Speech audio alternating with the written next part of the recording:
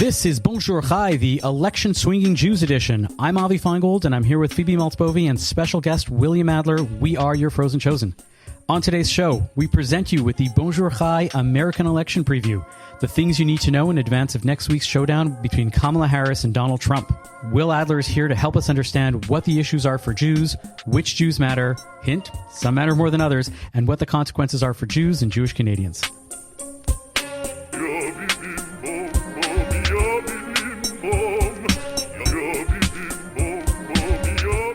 Phoebe, I'm in Canada with you. What?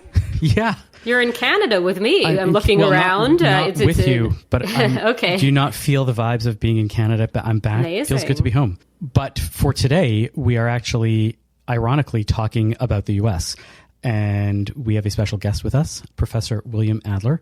He is a professor of political science at Northeastern Illinois University. He has studied the American presidency. He has studied elections. And of course, most importantly for our era, he is extremely online. He comments on politics, the presidency, on all the various famous social medias. And he's a good friend of mine. Will Adler, welcome to Bonjour Chai. Thanks so much for having me. It's a pleasure. So I want to start by informing you that while Canadians, of course, are obviously of superior intelligence, character than our American neighbors, Canadians are generally not as politically tuned in, and when they are more likely to know about American politics than Canadian happenings. That being said, the word on the street is this election is way more consequential than any other in recent history. Can you start by telling us whether or not this is actually the case, and if so, what makes it consequential? Yeah, thanks. That's an excellent question, and I think it's absolutely correct that this election is really consequential for a variety of reasons. Just to point out, right, the obvious, that Donald Trump is trying to get back into the White House after 4 years of Biden's presidency. That's something unprecedented in and of itself. We haven't had a situation like that since Grover Cleveland in the late 19th century, who had 2 separate terms as president. Some of the policies that the candidates are proposing, obviously, are very different from each other. We live at a time where the parties are really different from each other, and as a result, the policies they're proposing are really divergent. And on top of all of that, there are also the fears of what will happen if the other side wins, my side loses. Are we going to be locked out of power, not only for this 4-year term, but maybe for a long time to come because of judicial appointments, because of changes to the system that somebody could implement. So there's a lot of downstream consequences here. For specifically the Jewish community, what makes this so important? What should we be looking to as Jews within this election? People have really distinct views about this. And so depending on the perspective you walk into the conversation with, people have just totally divergent ideas about which of these candidates is better for the Jewish community. Given the situation in Israel, the hostages, the war in Gaza, a lot of people are concerned about what will the U.S.'s support for Israel look like moving forward. And some people are concerned that the Biden-Harris administration in power has not been supportive enough of Israel. And Donald Trump has made it pretty clear that he wants to maybe give Israel a freer hand in going forward, although there's some contradictory reporting about that now sort of late in the game. On the other hand, of course, there have been lots of accusations that Trump has engaged in anti-Semitic rhetoric over the years and has encouraged anti-Semitic rhetoric in the form of the Great Replacement, conspiracy theory, anti-immigrant rhetoric that has implicated Jewish institutions or high-profile members of the Jewish community. And so there are also fears that his return to the White House could be bad news for the Jews. So it really depends how you think about it. So I was just wondering, has October 7th changed American Jews' political alignments? Because traditionally, Jews have, by and large, obviously with some caveats, voted Democrat. Has October 7th, do you think, changed that in terms of voting patterns? I think that's really one of the big unknowns here. You know, when you talk to people anecdotally, you do feel the sense of some people questioning their commitment to candidates, Democrats that maybe they have supported in the past, and now they're fearful of doing that moving forward because they are worried about what the U.S.-Israel relationship is going to look like. The real question is how many of those people are there? And that's something we don't have the answer to yet until after Election Day when we can go back and look at the results. There have been a couple of polls out there of the Jewish community. It's really hard to get a good sense of this, of just how many people are thinking about abandoning a traditional commitment to Democratic candidates because of the situation and what's going on after October 7th. If there's going to be movement, and there's probably some, I think, this is my best guess, I think it's going to be pretty small. A couple of percentage points maybe in one direction or the other. Mm-hmm. That's my guess. So that actually kind of leads nicely to my next question, which is about how much it sort of matters at the end of the day. Because clearly both candidates are trying to get the Jewish vote. There was this ad that from the Trump side of things in a Jewish deli in Pennsylvania. And then there was a counter ad from the Harris side of things with real Jewish Pennsylvanians, I believe, that was more recent. And clearly there's some attempt at courting the Jewish vote, but are Jews in any way, there are not very many American Jews, right?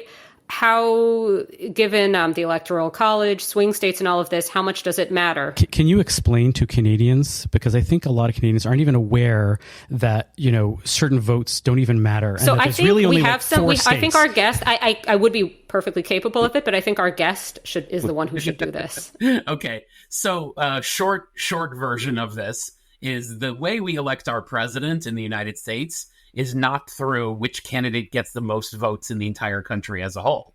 Instead, what we do is we have something called the Electoral College. Each state, all 50 states, have a certain number of electors that are assigned to each state, the total number of which is equal to the number of members that each state has in Congress in the House of Representatives. So the bigger states have more, the smaller states have fewer, plus 2 for the number of senators. And then constitutionally, Washington, D.C. gets 3 electoral votes as well. So there's a total, as a result, of 538 possible electoral votes. And so you need at least 270 of those to win. And every state, with the exception of 2 that I'll explain in 1 second, assign their electoral votes, all of their electoral votes, to whichever candidate gets the most votes in that state. So if you win that state by 1 vote or you win that state by 3 million votes, you get all of the electors for that state. Dramatically in the year 2000, Bush and Gore, right? Florida was the decisive state. And when Bush won that in the end by, 500 whatever votes, he got all of the electors and became president. So that's how we do it, which means out of the 50 states plus Washington, D.C., only about 7 of those states are actually considered competitive in this year's election. For the other 43 plus D.C., we already know who's going to win the electors for those states. It's basically a given. In those 7 states, we're not sure. And whoever wins enough of those 7 states to get enough electors will become president. And so I guess the question then becomes, out of those 7 states, which one has a significant Jewish population enough to swing one way or another? And that really seems to be just about Pennsylvania. Yeah, so when candidates go and do all of this campaigning for the Jewish vote, they're basically trying to convince some Jews in Philadelphia to vote for them one way or another. Yeah, honestly, that's mostly what you're talking about here. There's a smaller number of Jews in Wisconsin and Michigan. You're playing around the edges of that a little bit, maybe. And then some of the other swing states, Arizona, Nevada, North Carolina, you're really talking about not a whole lot of Jewish. And Michigan, there are other populations that might be significant in terms of not. So do you want to go into that a little bit? Yeah. So you have, as you were saying, Avi, the Jewish vote in Pennsylvania, to whatever extent that matters. And in Michigan, obviously, there is a large Arab American Muslim population as well. Yeah, because I think that's what's so interesting for the Democrats, obviously, not wanting to, as always in politics, not wanting to alienate anybody. But if the Democrats come on too strong as we are firmly on the side of Israel, on the side of the fight against anti-Semitism, that is our priority, then that's going to alienate some voters. So how has that played out, do you think, in terms of what the Democrats are offering? Yeah. It's been a really tricky line, and it's about Michigan, as we said, for Harris, but it's also about people in the Democratic Party who are angry at Israel because of what's been going on in the war, and who are threatening either to sit it out or to vote for a third-party candidate like Jill Stein, Cornel West, people who are running on the left, arguing that Biden and Harris have been too supportive of Israel, and that's one of their critiques. And so Harris is really trying to thread the needle here, trying to say we support Israel, but at the same time, we have criticisms of the way they've been conducting the war. We condemn anti-Semitism. We condemn Islamophobia. And she's had a really narrow path to trying to do that. And in Michigan in particular, people are talking about this movement of people who were called the uncommitted votes, people who did not support back when Biden was still the candidate, people who opposed Biden's renomination for the presidency for the Democratic Party, who then voted, instead of voting for Biden in the primary, voted for uncommitted as a protest vote. Michigan was the place where had the biggest population of these uncommitted voters. There were some in other places as well, including Wisconsin, which is important. And so those folks are still angry at Biden and Harris. Mm-hmm. They're still angry about the situation. And many of them are either threatening not to vote or to vote for a third-party candidate. And there's enough of them that it's a meaningful threat. So something else I was wondering is, in terms of how Jews vote, Israel obviously comes up, anti-Semitism, and how to address that also. But I'm wondering about like how big of a deal Roe versus Wade is, and just reproductive rights generally, as an issue on which Jews tend to vote Democrat, often will have very strong feelings, and whether that's going to end up mattering more than the Middle East at the end of the day for a lot of American Jews. I'm going by anecdotally what I know, a lot of Jewish Democrats, you know what I mean? And I think there's a lot of ambivalence about the Middle East, a lot of, but a lot of a lack of ambivalence regarding reproductive rights. And I'm wondering whether that is at the end of the day going to matter more. Yeah, again, a great question, and something we're not sure yet of the answer to. I do think, broadly speaking, American Jews have been committed to the Democratic Party for a long time, reproductive rights being one of the issues that's on the agenda. That's been something of big importance to the Jewish community here. And so, depending on where you live, again, because the U.S. is so based in our politics around the states, depending on what state you live in, you can have totally different rights available to you if you live in Florida or Texas versus living in Illinois or New York or Pennsylvania, right? It makes a huge difference. And you're talking about the next president could make another one or two appointments to the Supreme Court, which could have a major impact on those issues moving forward as the courts leave their mark on those questions, and on the people running the executive branch of the United States government, making decisions about should we enforce, there's an old law on the books called the Comstock Act from the 19th century, which some people have said if Trump gets back into power, they might use as a way to try to ban the selling of medication abortion products through the mail. And that law does seem to cover that. So it could be used to enforce that and to stop people living in states where maybe they can't get a surgical abortion from getting access to abortion medications that now they might be able to. And so there are real questions about these things moving forward. And for Jews in America, real questions, because you might be, if you're, somebody who's concerned about access to abortion from a halachic standpoint even, right? There could be situations where a rabbi, the halacha could be that you're allowed to get an abortion and you simply cannot access it where you live. What are some of the other issues that Jews are thinking about or that are affecting Jews, aside from, as we said, anti-Semitism, Israel, and, abortion rights and stuff like that? I think there's a variety of things people are concerned about. Obviously, the economy is something every person is thinking about that's affecting Jews just as much as everyone else. Interestingly, I think the issue of immigration, which is really a hot topic in American politics, clearly, you might think American Jews would be maybe on average more supportive of the rights of immigrants, given the long history of Jews being expelled, trying to escape the Holocaust and not finding somewhere to go, the U.S.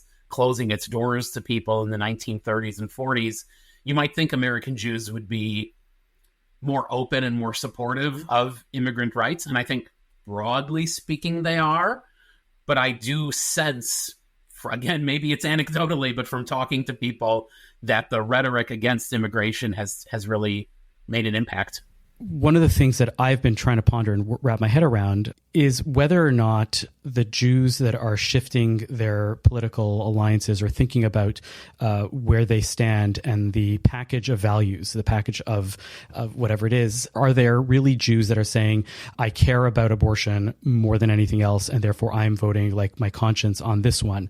Or is it that once they've decided, everything else that comes along with it? And I'm thinking about the example of gun rights. Guns were not necessarily a big Jewish thing. And I've noticed that the Jews that support Trump, and we don't live in exactly the same neighborhood, but we live in close to the same neighborhoods. And you know as well as I do that there are Jews now that carry guns to shul and Shabbat because they want to defend themselves. And there was a remarkably terrible incident that happened in Chicago over the holiday that involved a shooting. But like Jews feel like they want to defend themselves. And I can't help but think that it's not so much that the Jews that are voting for Trump we're always gun nuts and we're always voting based on the NRA and stuff like that. But it's once they've decided to put themselves in that camp that they're taking the whole package of all those votes, of all those rights and all of those issues that becomes their thing. So for all Americans, there's a lot of research that shows that people are following their partisanship down the rabbit hole pretty far and shifting their views on a lot of issues to fit their partisan alignments. Republicans who maybe 15 years ago even would have supported more liberalized immigration views. John McCain in 2008 ran on a platform of, sure, we're going to build a fence at the border, but also we're going to provide legal status to people who have come here who are undocumented after some process. And now they've shifted to really anti-immigrant views following the new sort of more Trumpy wave of anti-immigrant feeling. And Democrats too, you can see in the research, you can see that people have moved left on certain issues, maybe where they weren't before. And so that's definitely true for everyone. It's as true for American Jews, I think, as anyone else.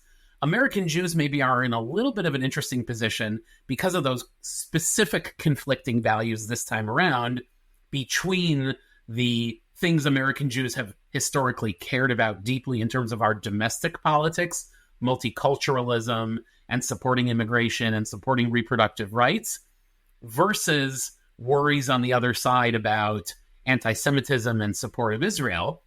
And you do hear, again, anecdotally, but you do hear from talking to people, folks who are saying things like, well, normally I might vote for a Democrat, but right now the only issue I care about is Israel, and therefore I'm going to vote for Trump.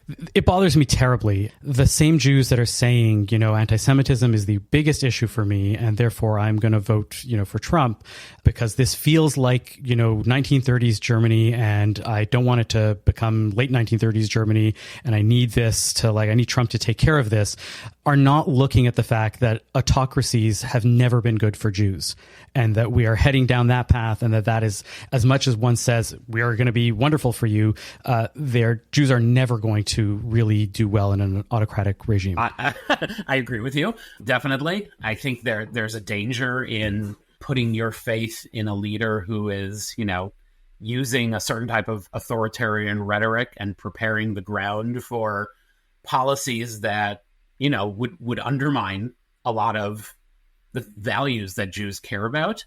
I think that's dangerous, but trying to convince people of this is a different story. In the current environment, people are just not thinking that way. People also have very strange ideas, as far as I can tell, very strange ideas about what Harris does and does not think about Israel and the war in Gaza that do not seem to accord with her actual stated views. They just seem, they assume the worst of her positions in ways that do not track with the things she has actually said, because even the small little critiques she has made of Israel after the meeting with Netanyahu, she said a few things that were moderately critical of Israel and worried about the humanitarian situation in Gaza. And it was blown up into like this massive break with Israel.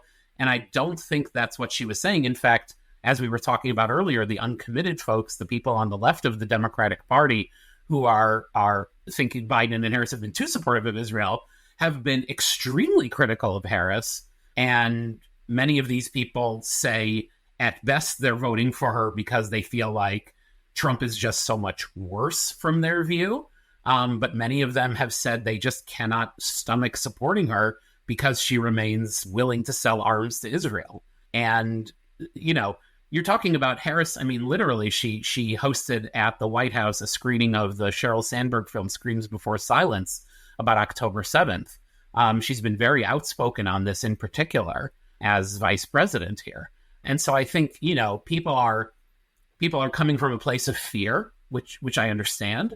But I think, you know, there's a lot of exaggeration going on. So I wanted to just talk about what left versus right means in Canada versus the U.S., because in most places in the West, the left is somewhat pro-Palestinian to very pro-Palestinian relative to the U.S. Democratic Party.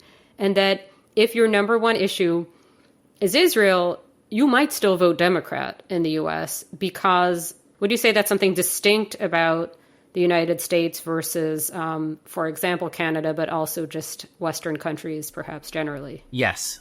Alexandria Ocasio-Cortez, who's a congresswoman from New York and has got a lot of attention for being very critical of Israel, has said, not directly related to this issue, but in general terms, she said, in any other country, Joe Biden and I would not be in the same political party.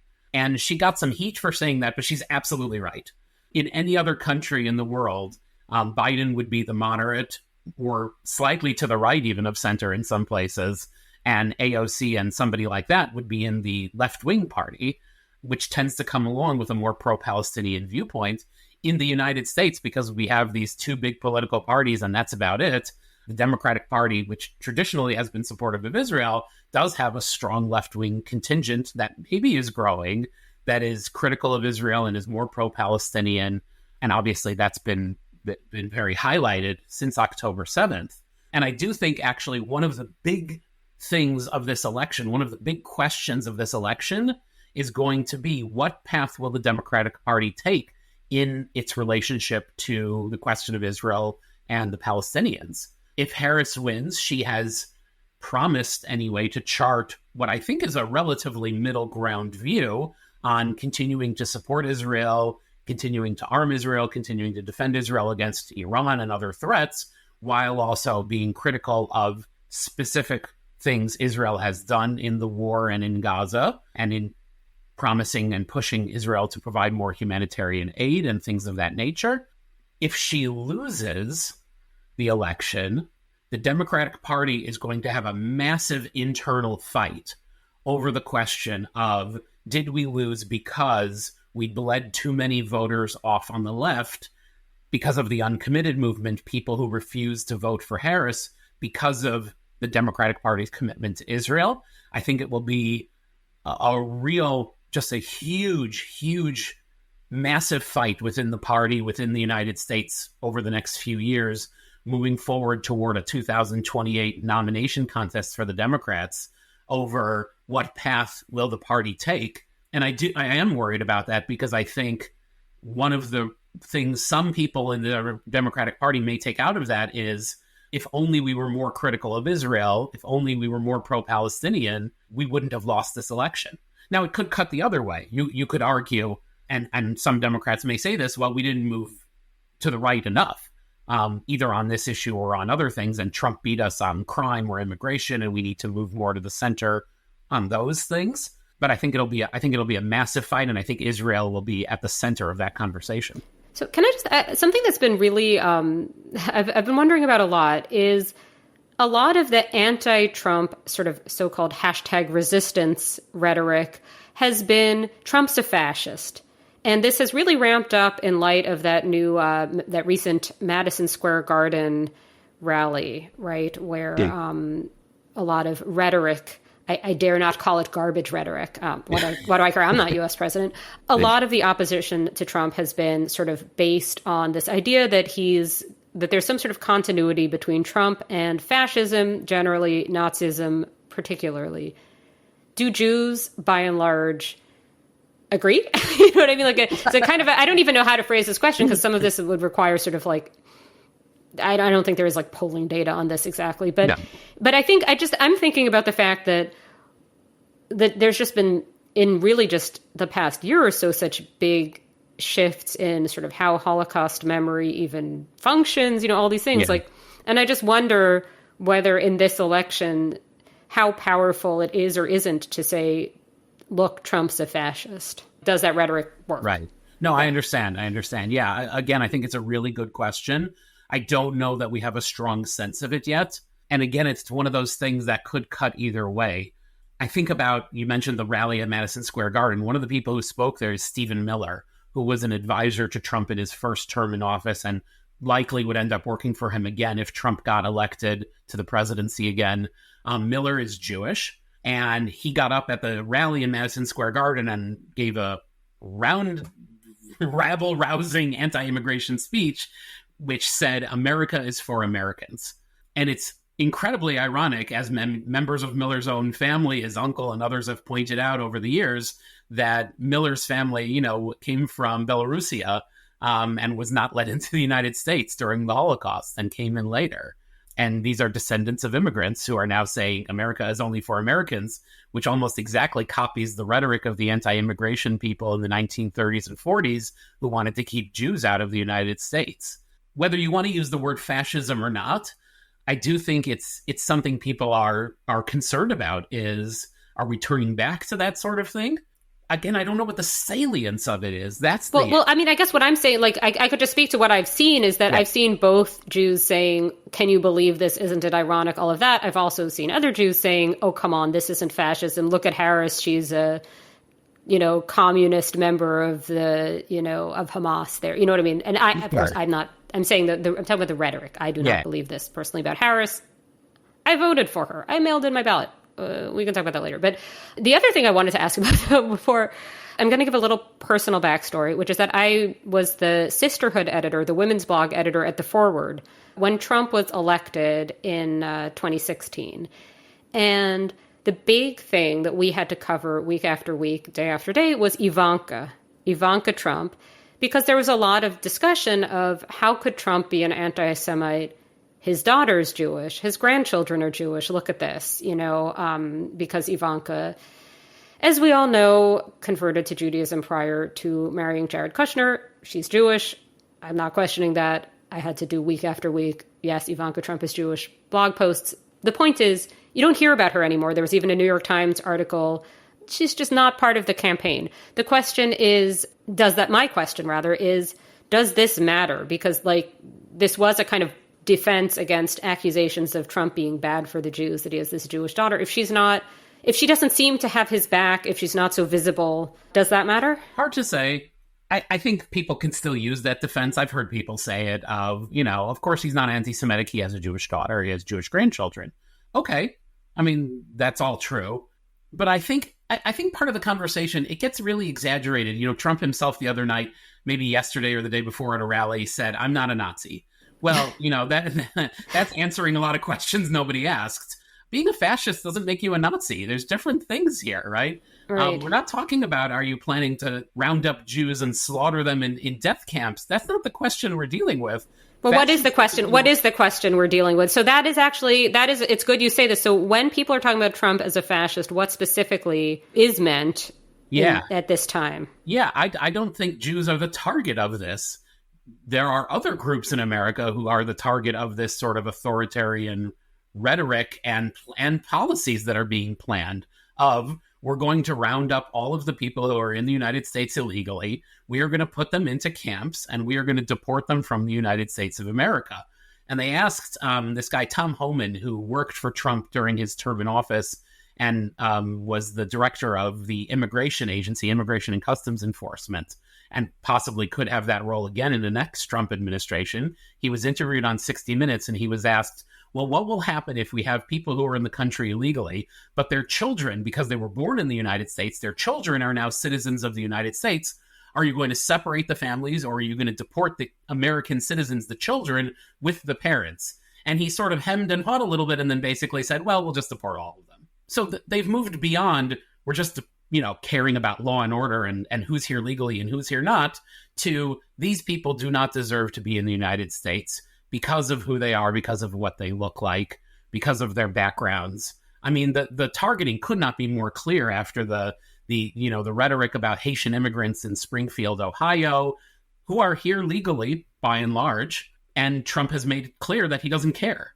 The rhetoric is, we are the mass deportations now. We are going to remove all of these people from the country by whatever means necessary. People maybe forget this. I didn't forget that in 2018, as part of their border crackdown policies, they were taking children from their parents and separating them. And some of those people have still not been reunited 6 years later as a result of those policies.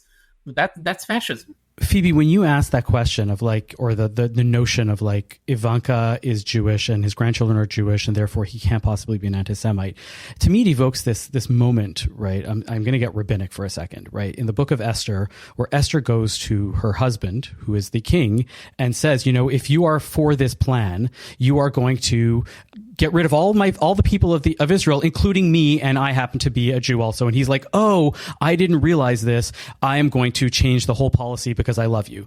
Donald Trump is not like this. Donald Trump will only be a fascist if he thinks that it's going to get him more power or get him more fame and whatever it might be. And I think that whatever policies he's putting in place is just there because those are the people that he's aligned himself with and is doing that. And if they are going to want to have a fascist autocrat as as the leader of the country, he's going to give that to them. I always return to the idea, and I'm sure I'm not the only one who's had it, that the whole thing could be diffused if somebody just offered Trump a nice TV show or, some sort of celebrity position. I feel like I've seen that's the problem is that he realized that it is a TV show. And but I'm saying of the TV show. Because it doesn't seem like actually the presidency is necessarily even the end goal for him. But can we talk for a second about Vance and Jews? Because Vance, to me, raises every sort of bad for the Jews sort of vibe of somebody like a Mike Huckabee, right?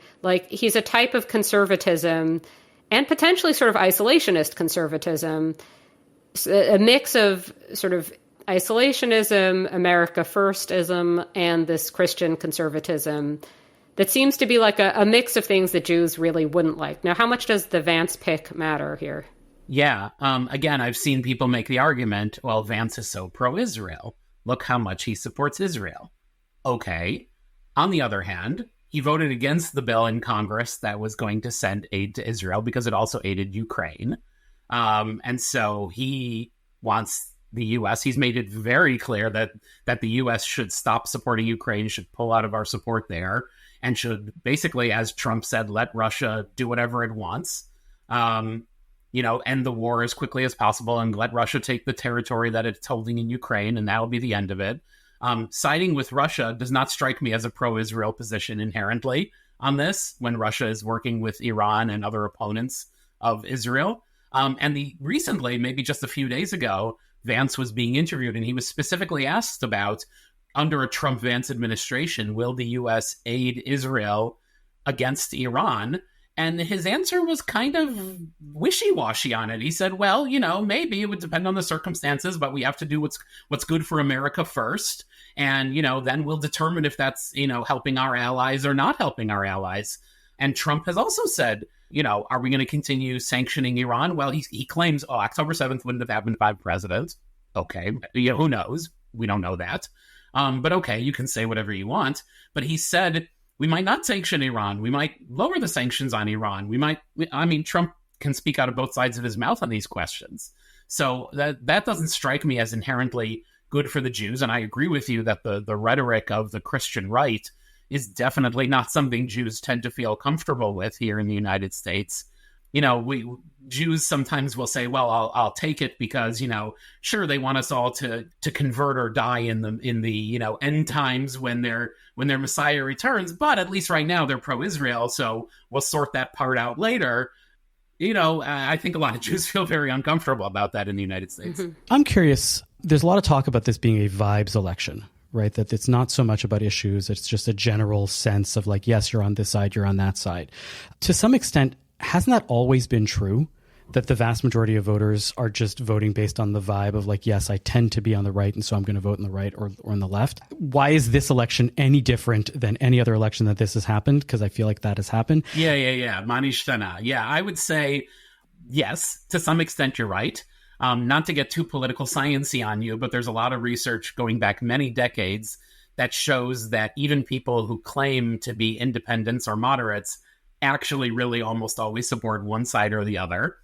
And also research going back many decades that shows that people don't have, broadly speaking, most people don't have really well-formed, thought-out ideological views. They have views, but those views don't always cohere into a specific coherent ideology. And so you vote on, well, we've always voted for Democrats. Oh, we've always voted for Republicans. Or this side feels like it will be better for me. This side feels like, it will be better for me right now. That's always been true to a large extent. One of the things that I think has changed in American politics recently, and this is as true of Jews as any other group, is that we are more polarized. We are more distinct from each other because Republicans have moved to the right and Democrats have moved to the left. And there are very few of the conservative Democrat, liberal Republicans, or maybe none of those people left at all. You're really making a really distinct choice by choosing to vote Republican or voting Democrat. The ideologies of those parties are really removed from each other. But the reason a person votes for one or the other is not always because of the ideology. It might just be, for American Jews, right? It could just be the vibe is, I'm worried that Democrats aren't pro-Israel enough, so I'm going to vote for Trump because, well, he hates the people I hate. I don't know, right? Or he was pro-Israel in his first term, therefore I think he will be more pro-Israel moving forward. He will be more supportive of Netanyahu than Biden or Harris will be. You're always guessing a little bit. But isn't the vibes-based thing, Avi, a little bit about like low information at a new level because of things like TikTok, because of things like people not all sort of following the news in any kind of... No, I'm going to push back because 100 years ago, there was low information also. It's not like everybody had access to the New York Times 100 years ago and daily newspapers and a lot of stuff. They just voted based on a general sense. And maybe I'm wrong. So maybe vibes isn't the word, but like maybe it is just the siloing to some extent then. Yeah, I would say siloing is a big part of it. Misinformation, but even if you don't want to go as far as thinking about misinformation or disinformation that's out there that's trying to purposely confuse people, just, you accept the things you see from your side.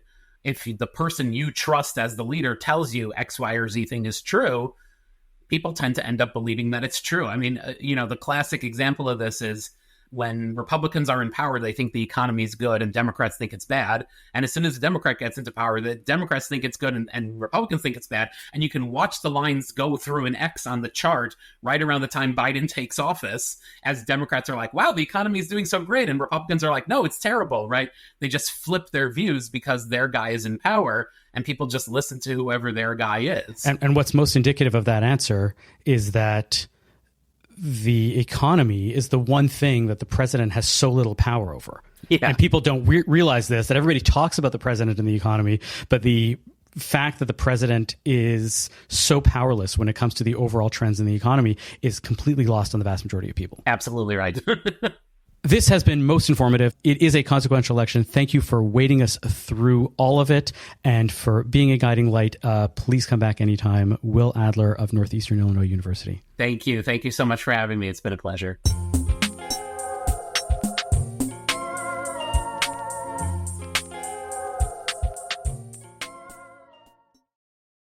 In Berlin, rumors are spreading. Holocaust victims, their bodies are just dug up. It's a shunda. But the truth is even more unnerving. Was your family in the Shoah? Dude looks like he was in the Shoah. As the world panics... This is some ritual, bringing the dead back to life. No, you said this wasn't illegal. It isn't, I don't think. One woman seeks the truth. These are questions you can't answer. And you're too afraid to even ask them. Justice, a Holocaust zombie story. An original audio drama from the CJN in association with the Ashkenaz Foundation. Listen now at thecjn.ca/zombies or wherever you get your podcasts.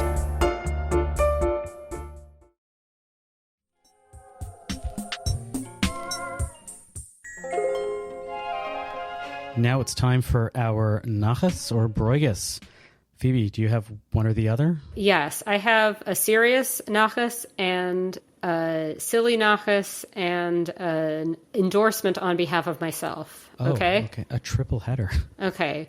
So my serious nachas is that since really October 8th, 2023, a lot of outspoken, to call it pro-Palestinian would be too generous. There's been things like paraglider flyers put up in my neighborhood, sort of death to Israel type imagery, rhetoric, and so forth in my bit of Toronto. And there's been, in the last month or so, visible pushback, which there hadn't been, in different forms. But basically, I'm not a drape yourself in a flag sort of person myself. I'm not putting up signs of any kind generally, but you see a little bit more accurate balances to what's actually out there than you did for about a year where I live. So that's one.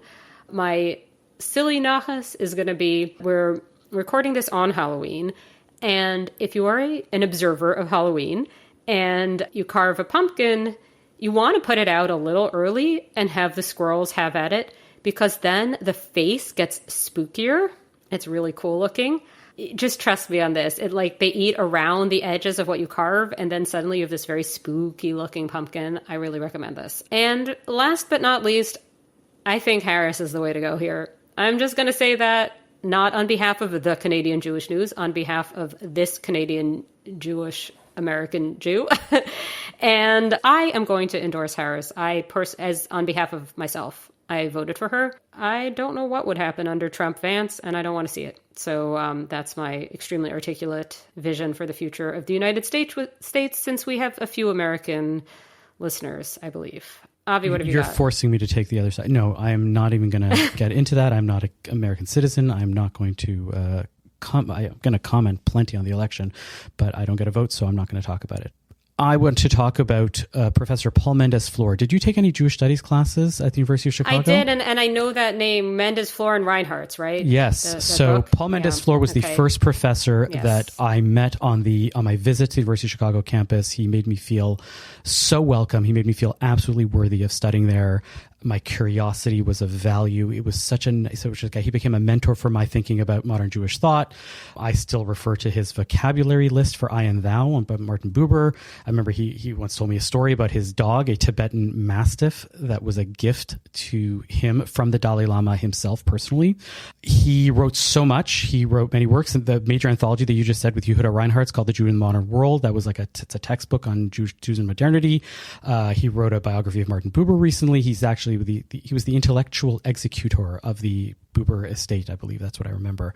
And I remember we used to call him behind his back the most esteemed Herr Doktor, because he once told us in class that when you were really, really close to a professor in Berlin and you were another professor, you could refer to them as the most esteemed Herr Doktor. So that's Paul Mendes-Flohr. Paul Mendes-Flohr passed away last week on October 24th. He will be missed by many. He will be missed by me. And I remember him fondly. And that is my nachas for this week. Thank you for listening to Bonjour Chai for the week ending November 2nd, Shabbat Parashat Noach. The show is produced by Michael Freeman, edited by Zach Kaufman. Executive producer for CJN Podcasts is Michael Freeman. Our music is by So-Called. We are a project of the Jewish Living Lab. We are distributed by the CJN Podcast Network.